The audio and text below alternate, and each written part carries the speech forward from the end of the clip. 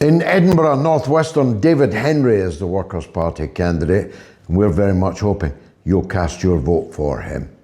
In Roseburn, I grew up in Castorphine. I went to Glasgow Primary School and Craigmount before they knocked it down and turned it into a new one. So I've been brought up here and I grew up here, so I have a real close connection to our community. The Workers' Party has an amazing collection of 10 candidates standing across Scotland. I'm your candidate locally, and I'm standing on the list, number one for the Workers' Party Scotland. Our first message is no to war. I hope that you're with us on this.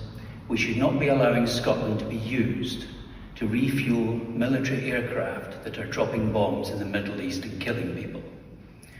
We propose, since we don't have foreign policy under our control in Scotland, that because we own, you and I own, Prestwick Airport, it is being used to refuel military aircraft. We want that stopped immediately.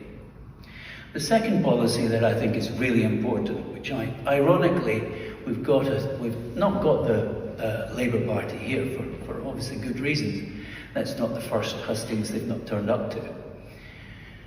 We require Grangemouth to be reopened urgently.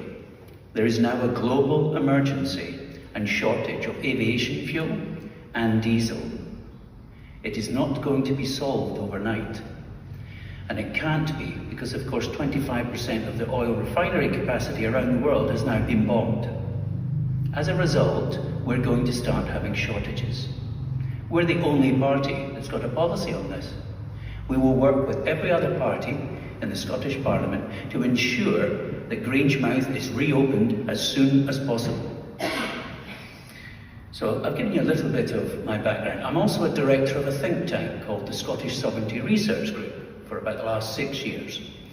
I've been to Geneva and made a speech at the United Nations about Scotland's future. I've been to EFTA, the European Free Trade Association, multiple times to discuss and introduce the idea that Scotland should join EFTA and join countries like Norway and Iceland. The bottom line is, lots of the problems we're facing, cost of living, is down to our energy costs. We've got the highest cost electricity in Europe. That can be traced back to the deregulation of our energy market by the Labour Party in the year 2000. It's not the Tories that privatised it that caused the problem. It's the Labour Party who deregulated it. They have rigged the market. So we're being charged. Scotland produces most of its electricity from wind. If you've checked the price of wind, it hasn't changed. It's free. It's the cheapest form of electricity. So why are we paying the most in Europe? So we can fix this. Turns out the Scottish Government has control over the regulation of renewables. I brought this up at Hustings in South Queensferry on Monday. The SNP candidate pulled me aside afterward and said, "You must be wrong." No, I'm not wrong. Ofgem controls renewables in England and Wales only. The Scottish Government tomorrow could set up a renewable energy company to buy that cheap energy and sell it to you and I.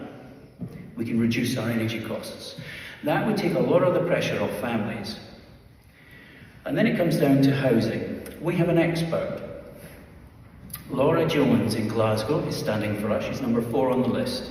Her background is in homelessness. It's an absolute scandal that we have people that are being paid. The local authority is paying to put people into homeless accommodation. It costs much more than putting them in a house.